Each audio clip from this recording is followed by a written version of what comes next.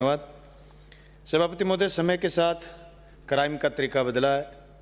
Online cheating, फर्जी ID बनाना, फर्जी ID बना करके नौकरियों का न्यूनता देना, फिर लोगों से पैसे ऐंठना, फर्जी आईडी बना करके फर्जी तरीके से वीडियो कॉल कर लोगों को ब्लैकमेल करना।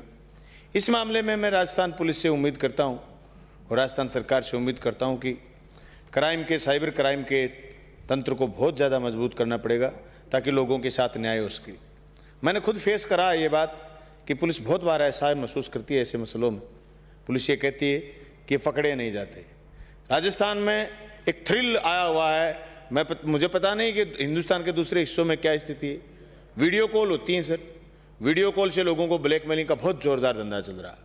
इस मसले पर पुलिस को गंभीरता से और राजस्थान सरकार को गंभीरता से जनता को न्याय दिलाने का काम करना पड़ेगा। सभापति महोदय, मैं आपसे इस बात के लिए धन्यवाद करना चाहता हूं राजस्थान पुलिस का कि उन्होंने एक सर्कुलर निकाला कि सार्वजनिक स्थल है पुलिस थाना, और पुलिस थाने में पूजा स्थल नहीं होंगे।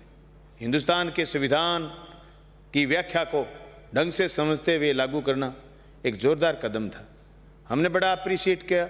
बहुत सारे लोग जो संविधान की बात को समझते हैं कि सार्वजनिक स्थल पूजा स्थल के रूप में कभी काम में नहीं लिए जा सकते। इस बात के लिए मैं धन्यवाद करना चाहता हूँ। पुलिस ने एक सर्कुलर और निकाला सभापति महोदय कि जो दानदाता है उनका नाम नहीं लगाएगा कोई। किसी ने लाख रुपए थाने में दे दिए, 2 लाख दे दिए, 5 लाख दे दिए, थाने को जेब में गाले फिरता है और जी मैं जो थाने में फ़ोन करता है। तो एक जोरदार अभी थोड़े दिन पहले सर्कुलर निकला कि दानदाता कोई होगा उसका नाम नहीं लिखा जाए। उसके बाद अगर कोई दान देना चाहे, कोई संस्था थाने के अंदर कोई बैरिक बनाना चाहे, कोई गार्डन बनाना चाहे, कमरा बनाना चाहे तो बनाए। लेकिन जो अक्सर ये देखा जाता है कि थानों में जो लोग दान करते हैं वो फिर थाने से उल्टे पुल्टे काम करवाने की चेष्टा भी करते हैं। इसलिए जिन लोगों का नाम नहीं लिखा जाए तो उछड़ते भी। सभापति महोदय, इसी दरमियान हनुमानगढ़ में एक पुलिस गेस्ट हाउस बना, सारे थानों से पैसे मांगे गए।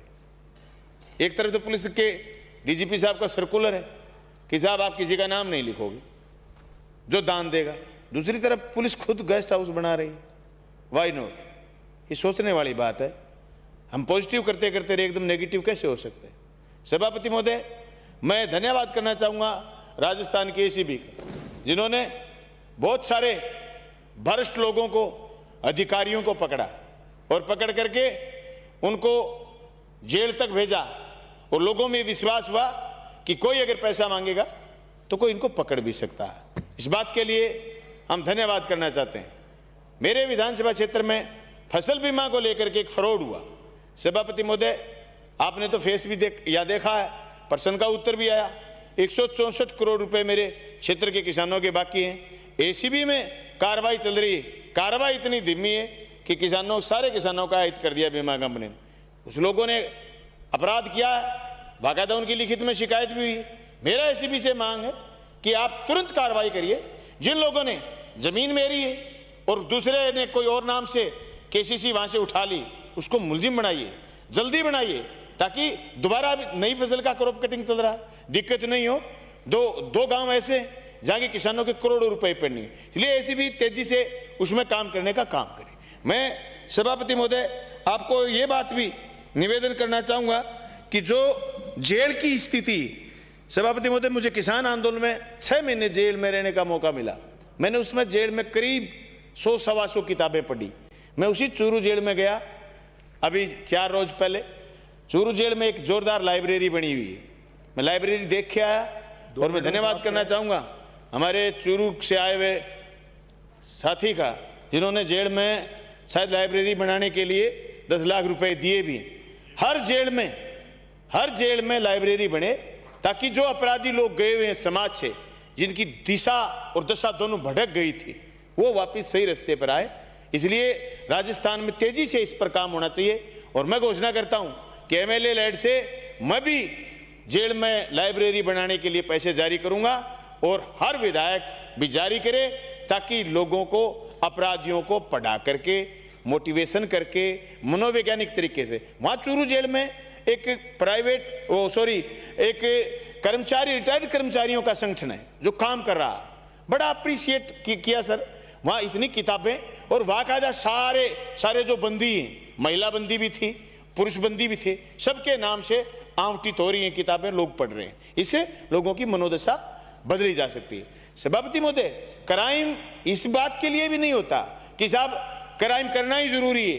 जो परिस्थितियां बनती हैं, परिस्थिति के अनुसार आदमी, जैसे अभी हाई कोर्ट के मुख्य न्यायाधीश का बयान आया रीट के इस सारे मामले के बाद कि आप कुछ भी कर लो पेपर लीक होंगे। क्यों? कि जी बेरोजगारी है, बेरोजगार कहीं ना कहीं हाथ पैर मारता है। ये चीफ जस्टिस कह रहे हैं, मैं नहीं कह रहा।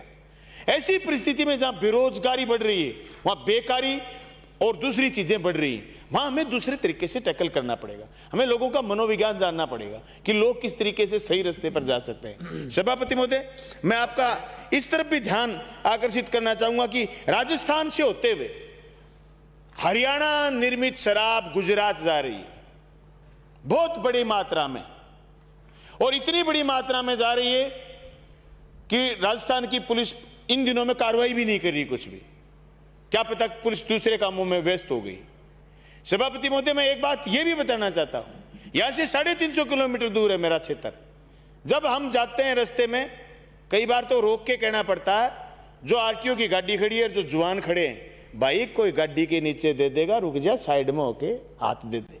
खड़े हैं सारी जगह, और ये खड़े खड़े हाथ दे करके गाड़ी रुकवाते हैं। मैं सभापति महोदय 2 मिनट हुए तो मेरे तो 3 मिनट तो पड़ेगी। सभापति महोदय 3 मिनट तो और बोलूंगा। सभापति महोदय, मैं ये निवेदन करना चाहता हूं कि राजस्थान में जहां भी वाहनों को चेक करे उसके लिए बाकायदा चौकी बनी हुई। अब तो सड़क ऐसी है जिन सड़कों से गुजरते हैं, ये नहीं कि लोग कच्चे मार्गों से जाएंगे, वहां चौकी बनी हुई हो, वहां कायदा संस्थानिक ढांचा बना हुआ हो, ताकि उस सिपाही की जिंदगी खतरे में नहीं आए।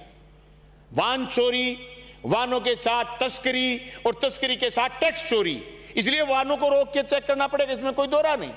लेकिन उसके लिए ढांचागत निर्माण होना चाहिए, ये नहीं कि अनिश्चितता, और उस अनिश्चितता की वजह से साधनों की इतनी आवाज आई आपके सिक्कर रोड पर, पुलिस ने गाड़ी रोक रखी है और वहां एक्सीडेंट हो सकता है किसी भी स्थिति में।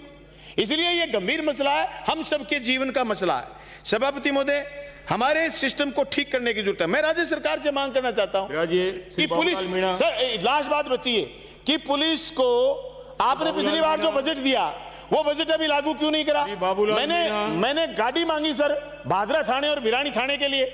मुझे ये पता चला कि पिछली बार जो गाड़ियों के लिए 60 करोड़ रुपए दिए थे, मंत्री महोदय अभी 40 करोड़ रुपए पुलिस को दिए, 20 करोड़ जारी नहीं करे। हम जिस तरीके से दूसरे कामों में इंगेज हो रहे हैं, हमें कानून व्यवस्था के लिए भी जो बजट हमने अनाउंस करा है वो बजट हमें जल्दी से जल्दी जारी करना चाहिए। देश प्रदेश में कानून व्यवस्था बढ़िया होगी। देखो आज भी मैं कह रहा हूं, हरियाणा से पंजाब से हमारी पुलिस अच्छी है, हमारी पुलिस अच्छा कर रही है, थानों में लोगों की सुनवाई होती है। इसलिए कानून व्यवस्था दुरुस्त करने के लिए राजस्थान सरकार को खर्चा और बढ़ाना चाहिए। मैं अनाउंस से लेकर के सिपाही के स्टेशन, एक लास्ट बात के साथ बात पूरी कर रहा हूं। सभापति महोदय, जो सिपाही बीए और एमए करे हुए, बीएड किए हुए सिपाही हैं, सभापति महोदय एक भी सिपाही रंगे हाथ नहीं पकड़ा गया, क्योंकि वो आसान्वित है, आसान्वित है सभापति महोदय। इसलिए मेरा निवेदन है कि उसके मानदेय, भत्ते, स्टेशनरी और वाहन भत्ते सब बढ़ाने। माननीय सभापति महोदय जी, माननीय सभापति महोदय जी, आपने मुझे मांग संख्या 16 पुलिस पर बोलने का अवसर दिया, इसके लिए आपका आभारी, धन्यवाद। सभापति महोदय जी, एक महत्वपूर्ण विभाग की चर्चा में मैं भाग ले रहा हूँ, और ये पुलिस विभाग, पुलिस का जवान, ये हमारे समाज के बीच का ही हमारा ही अंग है, लेकिन उसको वर्दी दी है आप कानून